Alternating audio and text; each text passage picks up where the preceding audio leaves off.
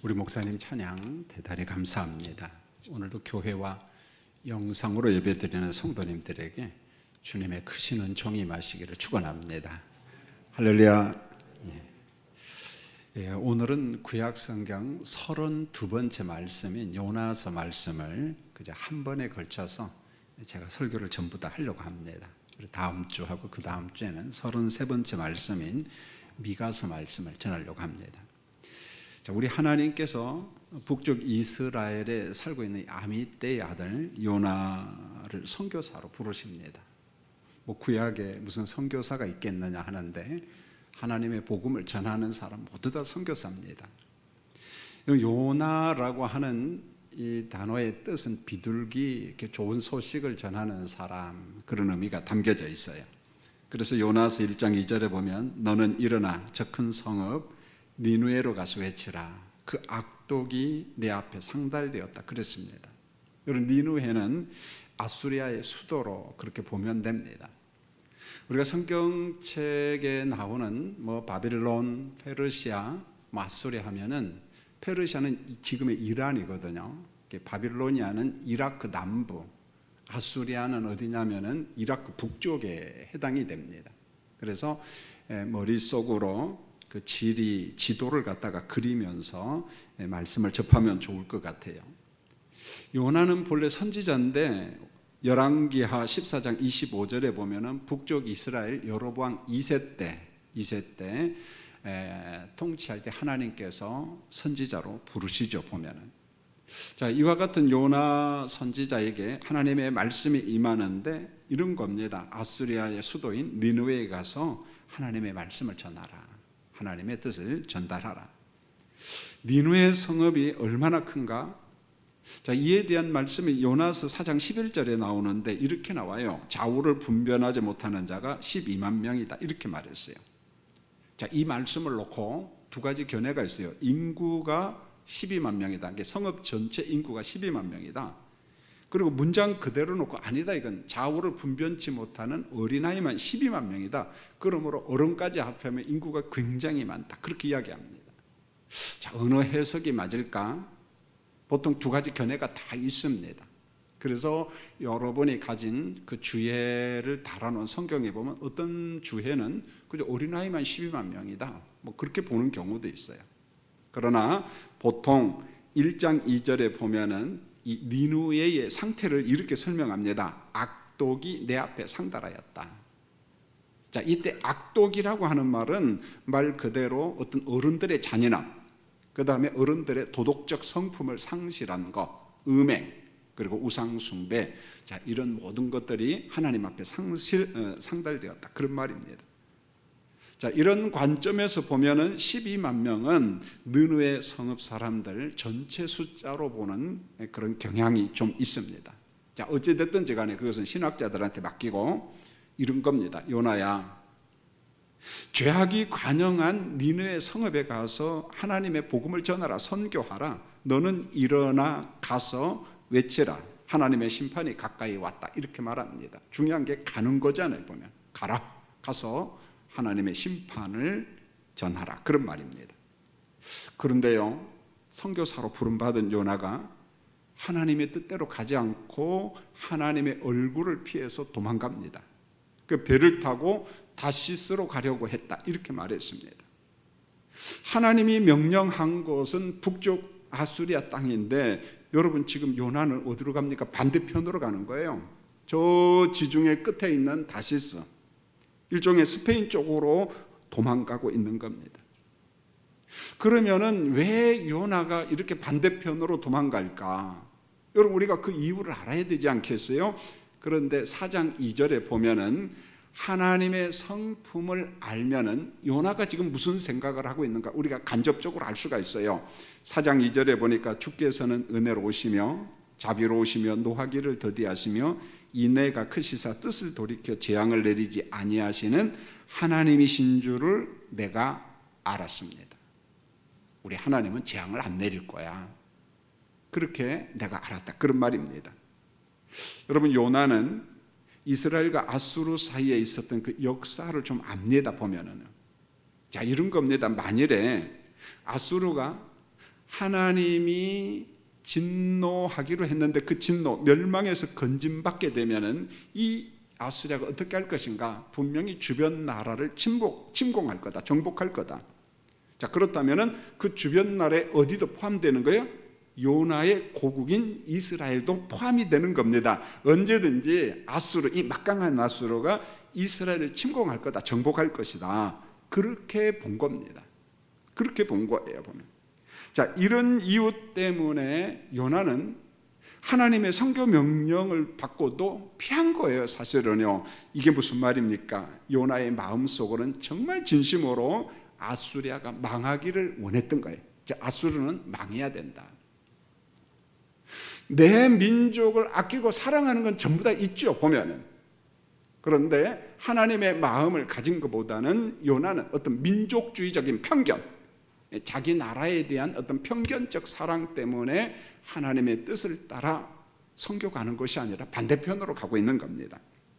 그래서 여러분들 요나서에는 두 가지 주제가 있습니다. 하나는 요나는 이스라엘만을 사랑하는 민족주의자로 등장합니다. 하나님의 은혜와 자비를 알고 있어요. 요나도 하나님은 은혜로우신 분, 자비로우신 분 압니다. 그런데 그릇된 선민주의에 빠져서 편견 속에 빠져서 마치 하나님은 우리 이스라엘만의 하나님, 우리만의 하나님, 그런 편견에 빠져 있습니다. 그런데 하나님은 하나님의 성품을 이야기하면서 우리 하나님은 열방의 하나님이다, 그걸 지금 이야기를 하고 있습니다. 여러분, 하나님께서 아브라함을 부르시잖아요.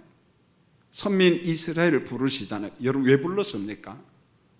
아브라함과 이스라엘만 구원받고 하나님 나라 백성 되라, 그 말입니까? 여러분, 그게 아니잖아요. 아브라함을 통해서, 이스라엘을 통해서 모든 민족이 복음을 듣도록, 구원함을 얻도록. 그래서 창세기 12장 3절에 보면 땅의 모든 민족이 너로 말미암아 복을 얻으리라. 여러분, 단순히 여기서 복은 어떤 물질적 복을 의미하는 게 아니라 구원의 복입니다.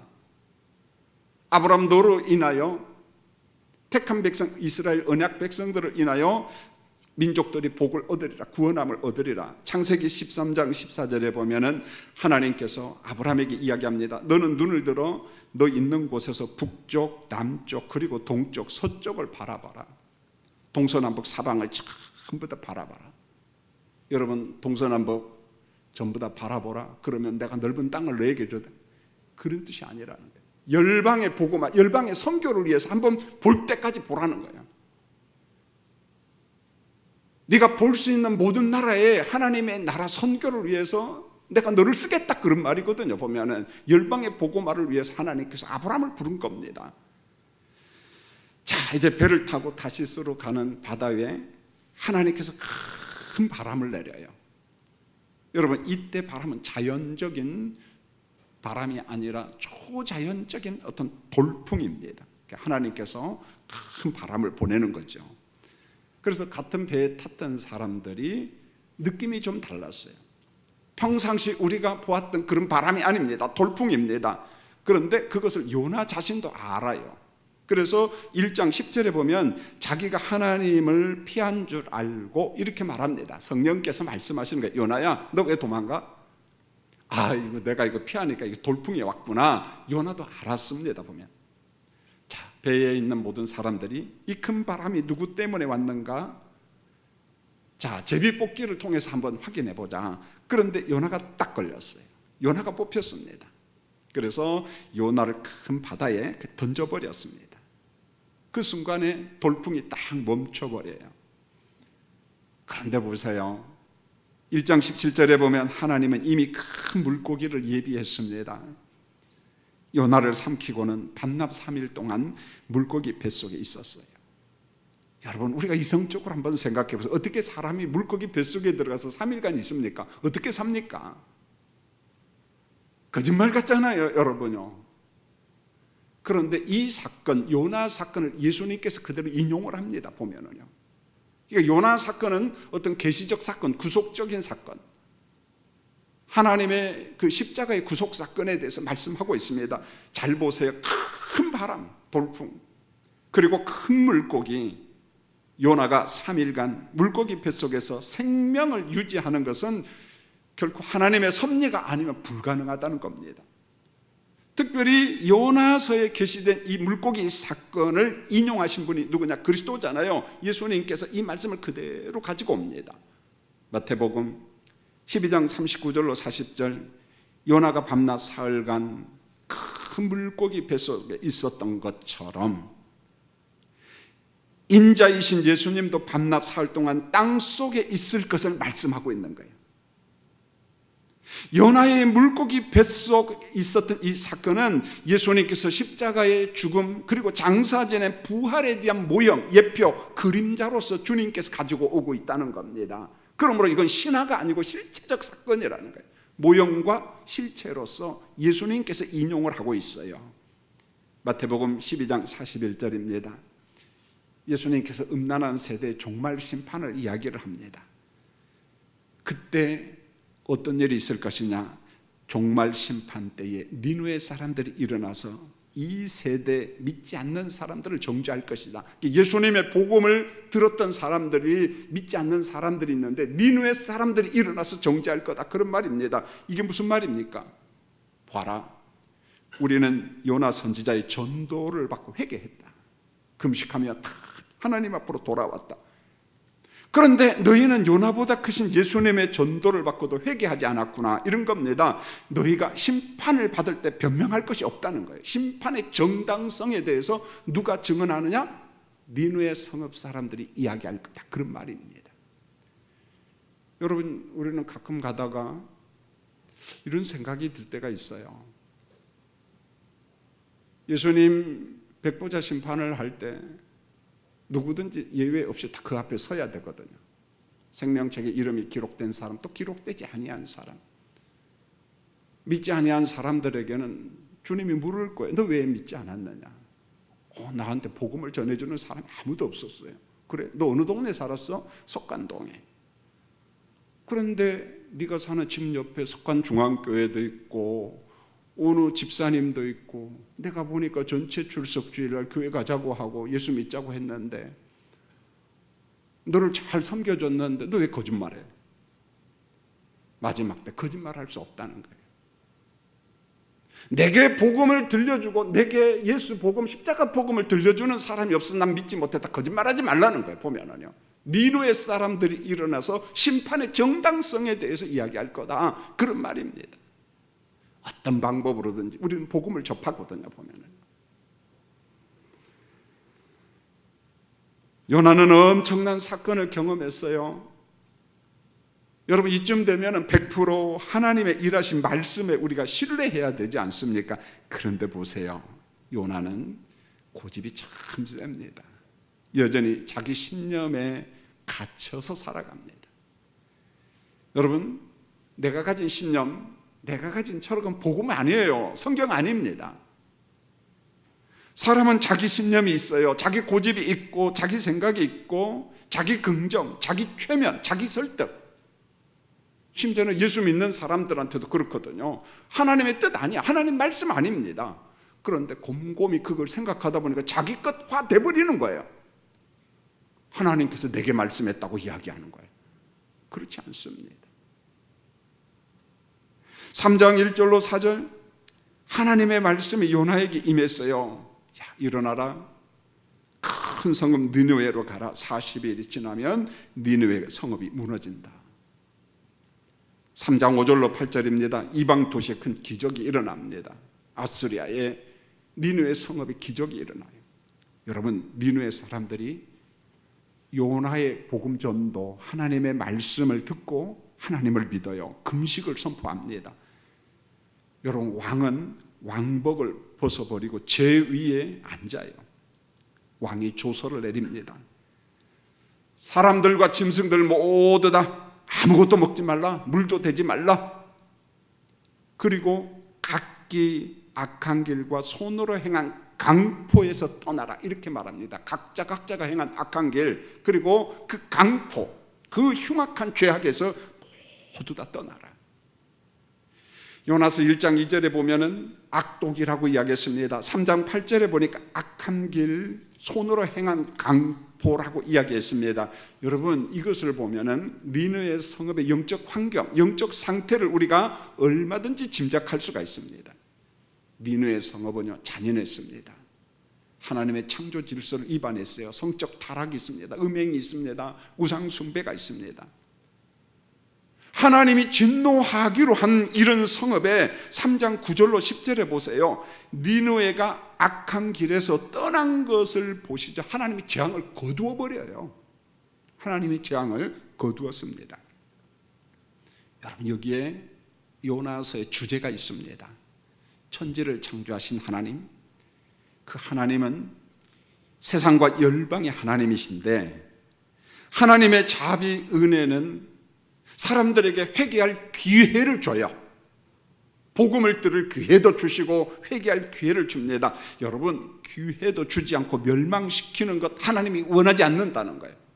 원하지 않습니다. 여러분, 제가 인쇄물에는 적지 않았지만은 예수님께서 마태복음 24장 25장에 보면 재난의 징조를 이야기하잖아요.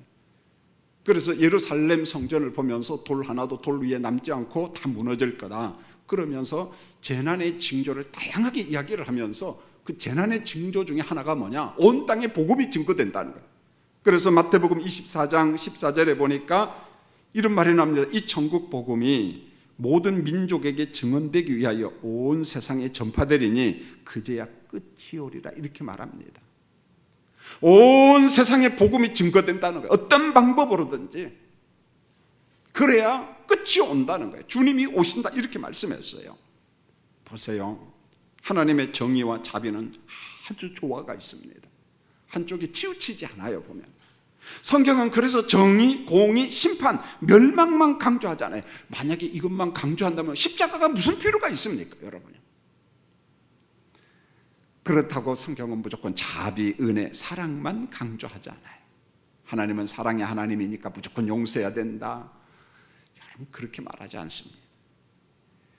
죄가 없으신 하나님, 죄를 미워하시는 하나님, 그 하나님의 정의 때문에, 공의 때문에 하나님은 죄악된 행실을 징벌합니다. 여러분, 특별히 이때 징벌은 마치 자녀를 회초리로 때리는 것 같아요. 하나님께서 언약 백성들이 격길로 갈 때마다 돌아오라고 사인을 주잖아요. 그래서 성경을 보면은 내종 바벨론, 내종 아수르, 그렇게 말합니다. 그들도 하나님께서 도구로 써요. 왜요? 언약 백성들이 돌아오도록. 마치 이때 회초리는 정화작 같아요. 물로 죄를 씻어내고 불로 죄를 태우는 것과 똑같습니다. 그러면서 내 자녀야, 아버지 품으로 돌아와라, 돌아와라. 4장 1절입니다. 요나는 니느웨 성읍이 건진받게 된 것을 보고 아주 싫어합니다. 4장 2절을 보세요. 요나의 본심이 나와요. 다시스로 도망간 이유를 이야기합니다. 하나님의 자비가 니느웨를 재앙에서 난 건질 줄 알았다는 거예요. 하나님이 용서할 줄 난 알았다. 여러분, 니느웨가 건진받는데 왜 요나가 화를 냅니까? 왜 그렇게 싫어합니까? 저주받을 도시가 건진받으면 기분 좋잖아요. 그런데 요나는 왜 그렇게 싫을까요? 여러분, 여기에 요나의 정의와 하나님의 정의가 달라요. 여러분, 우리 생각과 하나님의 생각은 다릅니다. 요나의 정의 가운데 보면 이웃이 없습니다. 열방이 없습니다. 오직 그냥 우리끼리만 좋아하자는 거예요. 선민, 언약 백성인 우리끼리만 좋아하자, 우리만 친구다. 이웃이 없습니다. 이웃이 없습니다. 혹시 아수르가 하나님의 자비로 건짐을 받으면 우리를 침공할 텐데, 우리를 정복할 텐데, 이런 걱정이 앞선 거예요, 보면은. 그래서 아수리아는 요나가 볼 때는 이웃이 아니에요. 내 이웃이 아니야, 아수리아는. 저 왼수들 좀 망해야 돼. 하나님의 정의는 이웃이 굉장히 넓어요. 열방입니다. 그 열방 이웃이 복음을 듣고 건진받는 것, 이게 하나님의 의입니다. 아수리아도 잔인해 보이고 악독이 많아 보여도 하나님의 주권 속에 있는 나라입니다. 이렇게 말합니다. 자우를 분변치 못하는 사람들이 있고 짐승들이 있지 않느냐, 생명들이 있지 않느냐, 그들이 하나님 품으로 돌아와야 돼. 마치 신약적으로 이야기하면 이런 겁니다. 열방의 사람들에게 십자가 복음, 부활의 복음을 듣게 해야 돼. 전해야만이 돼. 이것이 하나님의 정의고 하나님의 자비라는 것입니다. 열방이 복음을 들어야 됩니다. 요나는 자기의 신앙, 이게 거절을 당하자 어떤 감정을 보이냐면은 아주 극단적인 엄살을 부려요. 여러분 4장 3절을 보세요. 하나님, 사는 것보다 죽는 것이 좋으니 제 생명을 거두어 주세요. 아주 편협된 요나입니다. 사는 것보다 죽는 게 좋은. 지금 하나님 앞에 뭐 하자는 겁니까? 4장 5절입니다. 요나는 니느웨 성읍이 잘 보이는 곳에다가 초막을 짓고, 자, 성읍에 무슨 일이 생기나 안 생기나 가만히 보고 있어요. 이게 무슨 말입니까? 내가 복음을 전해서 건짐을 받았지만은 그 후에라도 하나님께서 진노의 불을 던져서 저 성읍을 심판하는 것 아닐까? 그런 기대를 지금 하고 있는 거예요. 어떤 일이 벌어질까? 여러분, 더운 날씨인지라 하나님께서 시원하게 해줄 박넝쿨을 하나 준비를 했습니다. 그늘 아래 있는 요나가 막 참 기뻐했어요. 요즘같이 더운 날 시원한 그늘 밑에 있는 게 얼마나 좋아요. 요나가 그랬습니다. 그런데요, 하나님이 예비한 벌레가 하나 나타나서 박넝쿨을 갖다가 갉아먹어 버렸어요. 갉아먹었습니다. 해가 딱 뜨니까 막 동풍이 불어와요. 여러분, 이때 동풍은 시로크 바람이라고 해서 아라비아 사막에서 오는 바람입니다. 모래바람, 엄청나게 더운 바람. 그래서 이 바람이 불면 식물이 다 말라 비틀어져요. 그런데 성경에 보면 동풍하면은 메뚜기장이 같이 오기도 하고, 동풍하면은 축복이 아니에요, 저주입니다. 하나님의 징벌입니다. 그래서 성경을 읽다가 동풍하면은 깜짝 놀라면 되는 거예요, 보면. 그러니까 이 뜨거운 동풍 앞에서 요나가 막 너무너무 힘들어합니다. 이 요나가 엄살을 또 부리는 거예요. 하나님, 죽는 것이 사는 것보다 좋습니다. 죽겠다는 거예요. 엄살을 피우는 나쁜 습관이 요나한테 있네요, 보면은. 우리는 어떠합니까? 소아청소년 상담하는 선생님들이 늘 이야기하는 게, 이제 막 어린아이들에게 우리 부모님들이 막 화가 난다고 홧김에 이 엄마 그냥 죽어버릴 거야. 부부싸움 하다가 어린애가 보는 앞에서 당신 때문에 나 못 살아, 나 죽을 거야 막 이러면은요, 어린아이 소아는 그걸 그대로 받아들인다는 거예요. 왜요? 전후 배경을 잘 모르니까. 우리 엄마가 죽으면 나는 어떻게 되는 거야? 그러면서 애가 우울증에 걸리는 거예요. 소아 우울증에 걸리는 거예요. 그래서 그런 소리를 듣는 엄마는 정말 우리 엄마가 죽는 거 아니야? 그래서 하나님, 엄마 죽으면 안 돼, 그러는 거예요. 그걸 사실로 받아들인다는 거예요. 그러니까 우리 어른들이 말을 조심해야 된다는 거죠. 4장 9절로 11절에 보면은 하나님께서 요나야, 너 박넝쿨로 인하여 성내는 것이 옳으냐? 네가 박넝쿨을 해서 내가 수고한 것이 있느냐? 네가 재배했느냐? 물을 줬느냐? 거름을 줬느냐? 네가 한 게 뭐냐? 하룻밤에 났다가 말라버린 박넝쿨도 네가 아꼈거든. 하물며 좌우를 분별하지 못하는 12만 명이 있다. 짐승도 많다. 생명들이 참 많다. 저 생명을 아끼고 살려내는 게 하나님의 뜻 아니겠느냐? 하나님이 어찌 아끼지 않겠느냐? 너는 박넝쿨도 아꼈는데 하나님은 저 생명, 사람들을 아끼는 거 마땅한 것 아니냐? 요나야, 어떻게 사람을 박넝쿨과 비교할 수 있겠느냐? 니느웨 성읍 사람들이 저주받아 죽는 게 그렇게 네가 원하는 거냐? 저 사람들이 다 저주받아 죽어야 되느냐? 하나님이 지금 묻는 겁니다. 그릇된 민족주의에 빠진 요나에게 묻고 있습니다. 여러분, 혹시 우리 마음속에 그러지 않나요? 관계 속에 섭섭한 사람, 그가 잘못되기를 바라고, 그에게 뭔가 좀 위협이 오고 우리가 은근히 그런 거 바라는 것 아닌가요? 물론 싫어할 수 있어요. 관계가 안에 섭섭함이 있을 수 있어요. 그러나 그에게 저주가 오고 그에게 아픔이 오고 그걸 원해서는 안 된다는 거예요. 이스라엘아, 너희가 구원을 위해서 행한 일이 뭐냐? 마치 이런 겁니다. 아무것도 한 일이 없어요. 아브라함이 자기 구원을 위해서 뭘 했습니까? 이스라엘이 뭘 했습니까? 모세가? 다윗이? 오늘 우리가 나의 구원을 위해서 뭘 했습니까? 아무것도 한 게 없잖아요.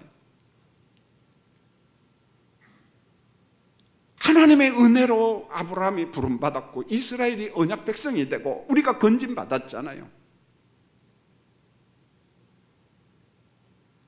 하나님의 정의와 자비는 말 그대로 이웃의 복음화예요. 열방의 선교입니다. 민족들이 하나님의 복음을 듣게 하라. 이게 아버지가 원하는 것입니다. 여러분, 우리 하나님은 사랑인데 그 사랑이 뭡니까? 영혼이 건진받고 영혼이 구원받는 것. 우리 이웃이 구원받기를 원하시는 하나님. 그래서 예수님의 지상 명령이 뭡니까? 선교 명령이잖아요. 땅끝까지 이르러 내 증인이 되라. 십자가 복음을 전하라. 요나는 선교사입니다. 니느웨에게 찾아가서 복음을 전할 선교사입니다. 이게 요나의 사명이고 우리 교회의 사명이고 우리의 사명이고 우리의 역할입니다. 저는 지난주에 시골 고향에를 다녀왔습니다. 뭐 고향 가면 특별히 뭐 일이 많고 뭐 그런 건 없어요. 연세 많은 형제들이 있고 가면은 목회하다 보니까 자주 못 내려가니까 뭐 시골 부모님 산소도 한번 가서 보고 오고 그런 거죠. 초등학교 동창들을 참 저는 좋아해요. 아마 여러분도 똑같을 줄 압니다. 제가 좋아하는 동창 보니까 초등학교하고 대학원인 것 같아요. 신학대학 목회자들이니까. 그리고 초등학교 때는 아무것도 모를 때 같이 지냈던 사람들. 그러나 중학교, 고등학교, 대학은 별로 그렇게 관심이 없는 것 같아요. 보면 사람마다 좀 다르겠죠. 그래서 친구한테 전화를 했습니다. 모처럼 제가 가니까 우리 밥이나 한번 먹자. 좋은 식당 좀 알아주라고. 그러니까 장계 제일교회 집사님이 운영하는 식당이 있더라고요. 그래서 그 식당에서 이제 식사를 하면서 거기 딱 보니까 많지는 않지만 장로님도 계시고 집사님도 있고 또 한 친구는 천주교 신자도 있고 불신자도 있고 이제 나이가 다 한 60대, 65대니까 이제 공직에서 다 근퇴했어요. 한 친구는 종암경찰서, 도봉경찰서, 이 북부경찰서 근무하다가 간부로 있다가 가끔 우리 교회 앞에 와서도 왜냐하면 종암경찰서 간을 있을 때 보면은 만나기도 하고 이제 정년퇴직에서 왔다 갔다 해요. 두 집 살림이에요. 자녀들은 서울에 있고 또 고향도 왔다 갔다 오고 행정공무원도 있고. 그래 모처럼 왔으니까 내가 밥 사겠다 그랬어요. 그랬더니 한 친구가 그래요. 아니 목사님이 밥 사주는데 목사님이 기도라도 해줘야죠. 제가 그랬습니다. 아니 여기 불신자도 있는데 불편하잖아. 그냥 밥 먹자. 각자 기도하고 알아서 하라. 그러니까 안 된다는 거예요. 보면. 그럼 내가 기도할 테니까 아멘 할 거야. 그러니까 우리 다 아멘 할 줄 안다는 거예요. 정성껏 기도했어요. 그 기도 가운데 복음이 있고 자녀들을 위해서 자손들을 위해서 기도합니다. 아멘. 여러분 교회 한 번도 안 나간 친구는 없어요. 한 번 나가보고 그러나 왠지 와닿지 않기 때문에 그리스도를 영접하지 않는 그런 친구들이죠. 그러나 우리가 포기할 필요는 없어요. 참 고맙고 감사한 것은 초등학교 동창 친구로만 보지 않고 저를 목회자로 봐요. 그래서 자기 집안에 우환이 있고 어려움이 있을 때 연락해주는 친구가 참 많아요. 기도해주라고 이야기합니다. 어릴 때는 예수 믿지 않았지만 외지 생활을 하면서 그리스도를 구주로 영접한 사람들이 정말 많습니다. 깜짝 놀라요. 저 친구가 예수 믿어? 저 친구가 장로님이 되었어? 하나님의 역사가 굉장합니다. 보면은요. 정말 많은 사람이 그리스도를 영접했어요. 저는 친구들을 정말 진실로 사랑합니다. 경조사를 돌아보고 그리고 제 마음속 한 곳에 항상 저 친구도 구원받아야 되는데 그런 걸 잊지 않고 있어요. 기도합니다. 사랑하는 성도님들, 휴가철이잖아요. 1년에 한 번, 두 번 여러분 고향 가죠. 산소에 가고 성묘하고 그러는데 그냥 거기만 왔다 서울로 돌아오고 그러지 마시고 단 한 명이라도 내 고향 동네에 살고 있다면 연락해서 야, 한번 보자. 내가 밥 한번 사줄게. 우리 같이 한번 식사하자. 여러분, 이 덕스러움이 복음을 전하는데 굉장히 중요합니다. 우리는 이런 착각을 합니다. 신학적 토론하고 삼위일체 교리 토론을 하고 논쟁을 해야만이 내가 이겨야만이 복음을 전할 것으로 착각하는데 천만의 말씀이에요. 토론하면 복음 못 전합니다. 감정만 더 상해요. 그렇죠? 왼수가 돼요, 나중에 따는. 그러나 1년, 10년, 20년, 30년 동안 내가 내 친구를 한번 섬겨보고 덕스럽게 식사 대접도 하고 선물도 대접하고 그 사랑을 나눌 때 그는 감동을 받아요. 옛날에 예수 믿지 않은 친구인데 서울 생활을 하면서 예수 믿고 저 친구가 믿는 하나님은 누구야? 예수가 누구야? 듣고 싶거든요. 사랑, 덕스러움, 감동을 주면은 관심이 있는 겁니다. 싸워서 천만의 말씀이에요. 여러분, 복음을 전할 때요, 예수 전당 불신자는 정답이에요. 그런데 너 예수 안 믿으면 지옥 가 하면 기분 나빠서 교회 더 안 나와. 그렇죠? 오히려 부드럽게 접근하면서 나랑 같이 교회 한번 가자. 경조사가 있을 때 돌아보고 마음이 녹아납니다. 사랑하는 성도님들, 약속 하나 하시죠. 이번 주 고향 가실래요? 친구 만나러 갑니까? 꼭 동창에게 동네에 가서 밥 한 끼니 따뜻하게 대접하고 오시기를 소원합니다. 할렐루야. 돈이 없습니까? 제가 드릴게요. 요나의 사명은 하나님의 나라 선교입니다. 하나님은 우리의 이웃과 열방이 복음화되기를 원합니다. 기도하겠습니다. 하나님, 우리 아버지, 요나를 부르시고 니누의 선교사로 세웠습니다. 그러나 요나는 편견에 사로잡혀 있습니다. 복음을 전하고 건짐받은 니누에 이것도 망하는 것 아닌가 기다리는 그 모습, 이율배반적인 겁니다. 우리가 우리 구원을 위해서 무엇을 했습니까? 우리의 선행으로 건짐받았습니까? 아무것도 아니잖아요. 오직 은혜로 건짐받았어요.